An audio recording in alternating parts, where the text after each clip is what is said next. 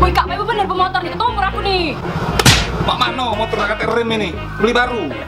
Lemak kan nak beli baru kakak ini begawe lah tidak, gawe nak pulang kiler baik kak. Ini nih anak bulan puasa kak, kakak galak sahur kakek cuman makan kabau.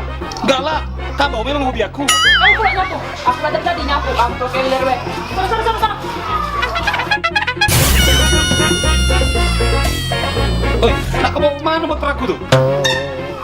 Aku jual ke. Marhaban ya Ramadan. Dalam rangka menyambut bulan puasa, bulan Ramadan ini, marilah kita menjernihkan pikiran kita dan menjaga lisan kita. Semoga Ramadan ini membawa berkah bagi kita semua dan insya Allah kita dalam menuju hari kemenangan nanti selalu diridhoi oleh Allah yang Maha Kuasa.